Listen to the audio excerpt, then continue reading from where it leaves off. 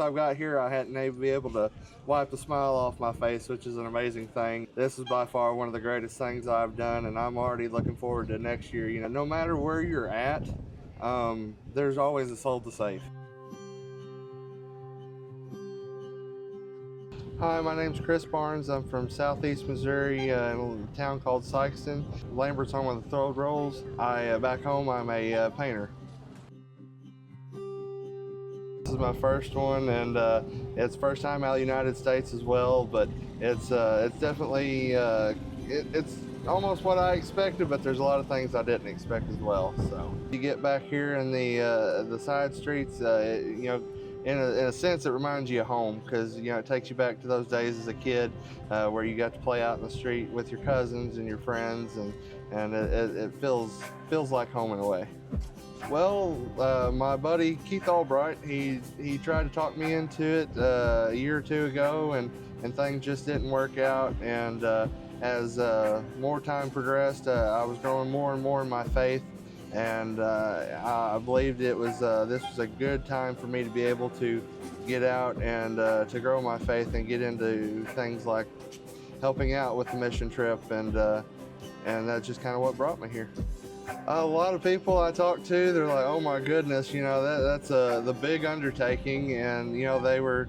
My family was worried about my safety, you know, of course, being out of the United States, being somewhere that's new and you know we're all not familiar with, and once I got here, you know, it was a lot more laid back than I thought it would be. But they were a little nervous starting out.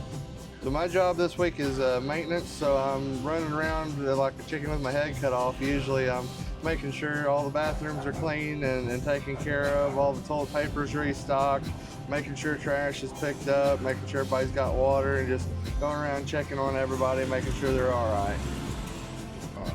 With the maintenance side of it, you know, I mean, if we didn't have working bathrooms, we wouldn't have, you know, a good facility that all these people could come into. You know, we also set up the tents, we also set up all the chairs and the tables. You know, if we wouldn't have that, you know, people might not come be as welcomed or come in to be able to do those Bible studies, and without those Bible studies, you know, you're not saving souls. I'm a lot more richer than I thought I was.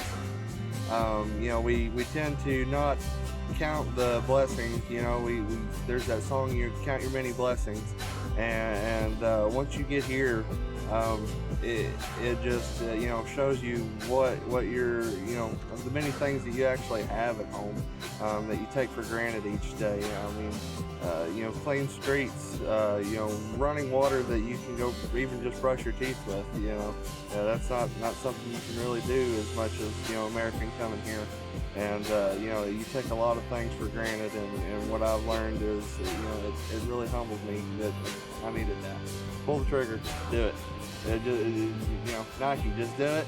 You need to just do it, because I haven't, since I've got here, I hadn't been able to wipe the smile off my face, which is an amazing thing. And I, you know, I'm a fairly happy guy anyways, but this is by far one of the greatest things I've done, and I'm already looking forward to next year. You know, I'm hating that I'm going to have to go home in a few days, and I'm ready to be able to, I'm already ready to plan for the next one. Different things that go on in your life, you know, tend to pull you away a little bit, but this campaign has definitely brought me a lot closer to God and to thinking about things for future. Absolutely. It means that, you know, no matter where you're at, there's always a soul to save. Whether you're 3,000 miles away in Huaral, Peru, or you are in downtown Sikeston and you're knocking on doors there, or you're you know, up in New York, or you're in a little small farming town somewhere, there's always work to be done no matter where you're at.